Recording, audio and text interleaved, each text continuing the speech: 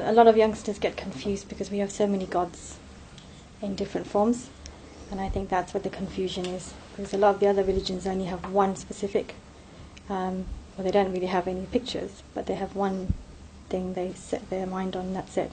But we have so many, and I think that kind of confuses a lot of youngsters. Most of our youngsters, when they go to school, I'm warning you, you may not be aware, even in some schools where there are 100 Hindu students, those Hindu students are taught Ari. Do you know what Ari they are taught? Christianity, Islam. And do you know who is to blame? Not this government, not the country, not the school, the parents. Not a single parent will write a single letter to the board of governors of the school saying, there are not one Hindu child, there are 100 Hindu children in your school. Why are you forcing them to study other religions? They can study other religions, but let them study their own religion as well. Oh, parents, wake up. I'm telling you, pointing a finger there. Wake up, write a single, simple letter to the board of governors, not the headmaster. He'll just file it away. The board of governors saying, we are very annoyed. There's such a large population of Hindu students in your school. Why are they forced to study Hinduism and, Christianity and Islam, or Christianity and Judaism? Judaism, what will they do with that? They're Hindus. Teach them Hinduism. We insist on it. And there are many private schools, I won't mention any on the camera, where there are 300 Hindu youngsters studying Judaism.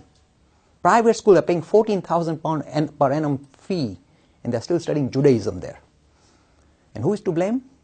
The parent. They got money. Write a check. Pay the fee. Write a letter to the governor saying, we want our children to know what is their background. And that is missing. So what happens in schools is this. Whenever they even do a little short session of Hinduism, which of course they must do, the session will come out showing Hinduism in a very poor light, because the teacher doesn't know, not because it is vindictive. He doesn't know.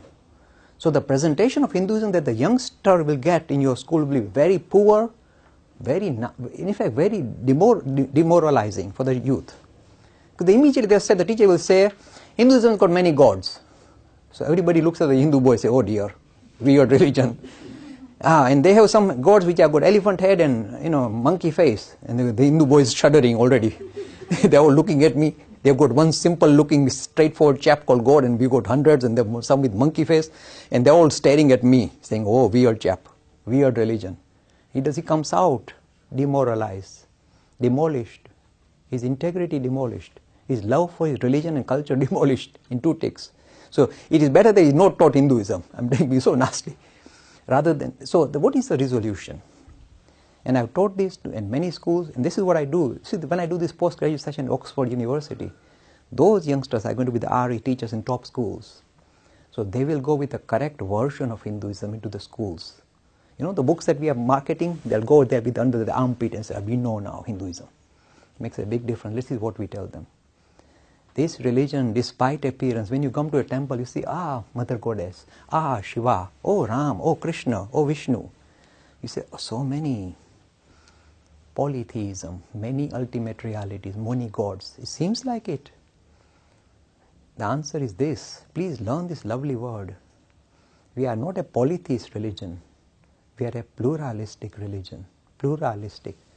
Not many gods. Many ways to think about God. So in same family, mommy will say, well, I like to think of God as Mother Goddess, Durga Ma, Bijunawai. The father said, no, I like Shiva. The boy said, no, I like Hanuman. Go for it. Not many gods, many ways to God.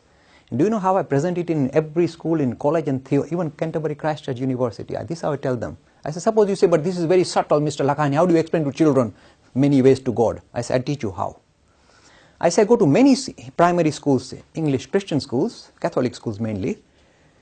And then I ask the youngsters, do you like to think God like your Father in heaven? They all go, yeah, that's our prayer, Christian prayer, God our Father in heaven. I say, marvelous idea. But why should God be just a father in heaven? Suppose this little boy says, daddies are rough and tough. I like to think God like my mommy. Mommy in heaven. Mother Goddess with flowing hair, nice and cuddly. Why can't I think of God like my mother in heaven? So we never thought like that. Oh yes, you better start thinking like that. That's called pluralism. You can relate to the idea of ultimate reality in a variety of different forms, because we are all different and we have different angles to this issue. So be it. This is glorifying, justifying, this idea of concept of spirituality approached in a variety of different ways, Not many gods, many ways to God. Pluralism is nectar-like word, most powerful, most dramatic word that comes straight out of Hinduism.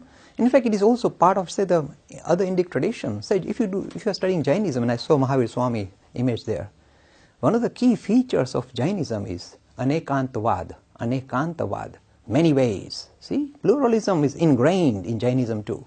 So the Indic religions are already pluralistic by tradition, all of them. They are inclusivist and pluralistic. So when somebody says polytheism, say no. Look, I tell you a funny story. One little chap, was studying GCSE, 7, 8-year-old. Sometimes they study GCSE 7 or 8-year-old. So the little chap came, and we told him pluralism, and he said, "This is good stuff here." Next day in his school, the teacher started teaching Hinduism. In Hinduism, there are many gods, and the little chap pulled his hand up, put his hand up, screaming, very keen to give his answer, saying no. So the teacher said, "No? What do you mean no?" "Not many gods," said the little chap. "Many ways to God." He said, "Where did you learn that?" In the book, the little chap waved the book, say, "Here." And this is the new way we are presenting Hinduism in the modern way in schools in this country now. Pluralism. Instead of being a naive religion which is not well thought out, it's a very mature, very open-ended enterprise which is pluralistic by tradition. It's naturally pluralistic, not artificially. Not because the government is saying we live in a plural society, so for community cohesion, promote the word pluralism. No, this is central. Do you know how central? The most ancient scripture the world has seen, the Rig Veda, is this marvelous hymn. It says, in the hymn, it says, there's a nice verse saying, Ekam asatya vipra bahuda vadanti. The ultimate can be thought of and approached in a variety of different ways. Recognize that. As we are different, the way we relate to it will be necessarily different. We use our own goggles to view the ultimate, and the goggles will in a way color the way we see the ultimate. That's what it means. It's a very mature idea.